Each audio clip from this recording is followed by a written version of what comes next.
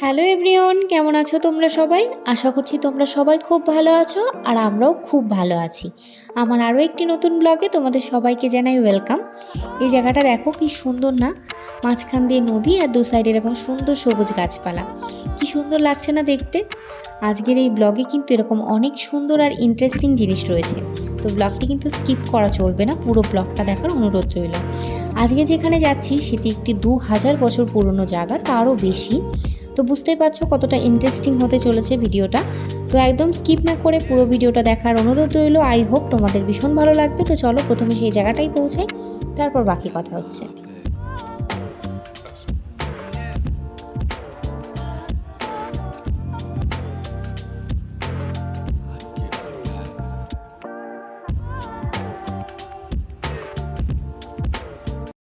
তো আমরা পৌঁছে গেছি। আজকে আমরা এসেছি খরসা বলে একটি গ্রামে, খরসা লেনি বা খরসা কেভস দেখতে। মহারাষ্ট্রের যেসব গুহাগুলি রয়েছে তার মধ্যে কিন্তু এটি একটি। আর এখানে প্রায় ওই 12টা মতো গুহা আছে, আর এই গুহার বয়স কিন্তু বললাম ওই যে 2000 বছরেরও বেশি পুরনো। তো এখানে প্রথমে ঢুকতেই রয়েছে বুদ্ধ লেনি, আর ওই বুদ্ধ লেনির মধ্যেই কিন্তু রয়েছে বুদ্ধদেবের একটি বিশাল বড় মূর্তি, আর সেটা কিন্তু ওই পাথরের গায়ে খোদাই করে তৈরি করা। আর এই লেনির দুই সাইডে রয়েছে এরকম ছোট ছোট দুটি গুহা। এটাকে সেল বলা হয়, মেডিটেশন সেল। এখানে বসে সাধকরা মেডিটেশন বা ধ্যান করতেন। এরপর সামনে এগিয়ে গেলেই রয়েছে এরকম একটি বড় গুহা। তো চলো প্রথমে ভেতরে যাই। এই যে গুহাগুলি দেখছো, এগুলো 1885 থেকে 1901 archaeological survey of India director general James বার্জেসের নেতৃত্বে কিন্তু এই গুহাগুলির খোঁজ পাওয়া যায়। আর এই ইনফরমেশন থেকেই জানা যায় এই গুহাগুলি 6th সেঞ্চুরিতে কিন্তু তৈরি করা হয়েছিল। আর এই গুহাগুলিকে গুপ্তকালীন গুহাও বলা হয়। মহারাষ্ট্রের প্রাচীন দক্ষিণের একটি অংশ মানা হয় এই গুহাগুলিকে। এখানে কিন্তু অনেক শাসকেরাই শাসন করেছেন। সম্রাট অশোক মৌর্য থেকে রাষ্ট্রকূট বংশ এখানে রাজ করেছেন।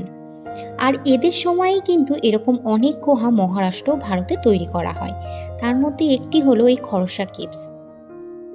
এই গুহার কিন্তু দুটো পার্ট, একটা নিচের তলা একটা উপরের তলা। তো দোতলায় কিন্তু আরও অনেক কিছু রয়েছে, তো দেখবো। আমার হাজব্যান্ড কিন্তু এই দিক দিয়ে শর্টকাটে উঠে পড়েছে, কিন্তু আমি তো আর উঠতে পারবো না, আমাকে উঠতে গেলে সিঁড়ি দিয়ে উঠতে হবে।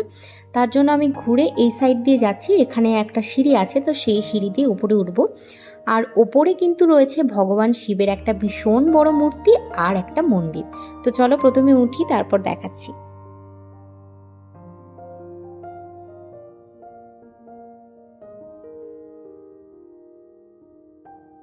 তো এই যে এখানে ঢুকেই কিন্তু প্রথমে বাঁদিকে রয়েছে সিঁড়ি। আমি তো ভেবেছিলাম নর্মাল সিঁড়ি যেমন তেমনই হবে, বাট না, এটা পুরো একদম খাড়া মতো সিঁড়ি ছিল। আর এই সিঁড়ি দিয়ে উঠতে গিয়ে তো আমার জীবন বেরিয়ে গেছে, আমি তো ভীষণই ভয় পাচ্ছিলাম। তারপর ও নিচে নেমে আমাকে হাত ধরে ধরে অনেক কষ্টে উঠিয়েছে।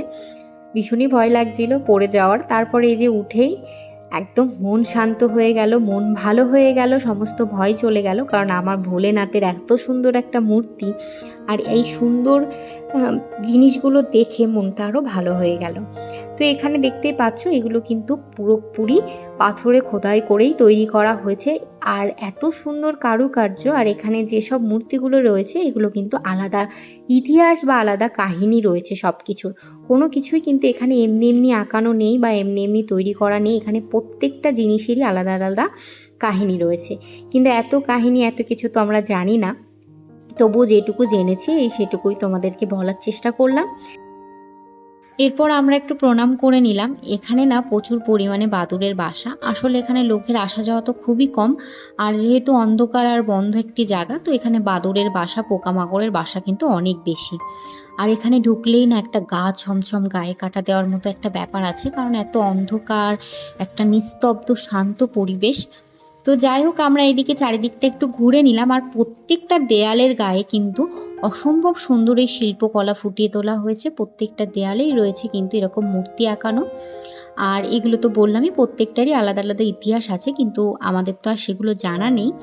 এখানে অনেক ঠাকুর দেবতার মূর্তি আঁকানো আছে। তো তারপর আমরা ওখান থেকে বেরিয়ে গেলাম। তার পাশেই রয়েছে আরও একটি গুহা, যেখানে কিন্তু নতুন করে মন্দির তৈরি করা হয়েছে। এই মন্দিরটা হয়তো আগে ছিল না, এখানে পরে তৈরি করা হয়েছে। তো এখানেও কিন্তু রয়েছে একটা ভোলানাথের মন্দির, আর এখানে কিন্তু পুজোও দেওয়া হয়, নিয়মিত নিত্য পুজো হয়। আর এখানে অনেকে এসে পুজোও দেন। তো প্রথমেই রয়েছে নন্দী, তো তারপর রয়েছে, চলো ভেতরে যাই। দেখাচ্ছি ভোলেনাথের মূর্তিটা কত সুন্দর আর কত বড়।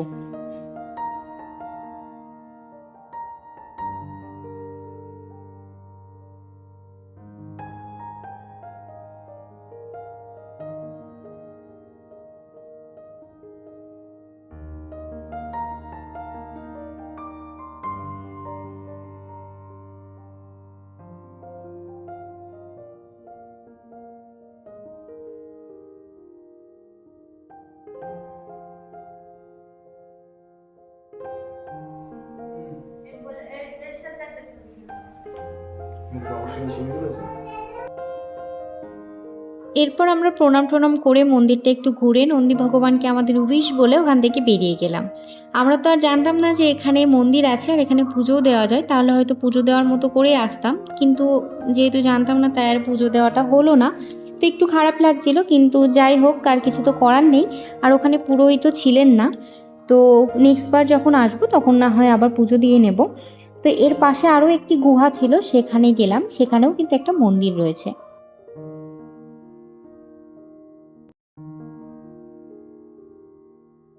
মন্দিরের ভেতরে ঢোকার পর কিন্তু মন্দিরটা ঠিক এরকম ছিল, আর এখানে একটা মূর্তিও ছিল।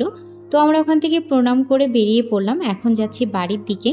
তো আজকের ভিডিওটা এই অবধি রাখছি। যদি ভিডিওটা ভালো লেগে থাকে একটা লাইক করে দিও, কমেন্ট করে জানিও তোমাদের কেমন লাগলো, আর প্লিজ সাবস্ক্রাইব করতে ভুলো না। দেখা হচ্ছে নতুন আরও একটি ভিডিও।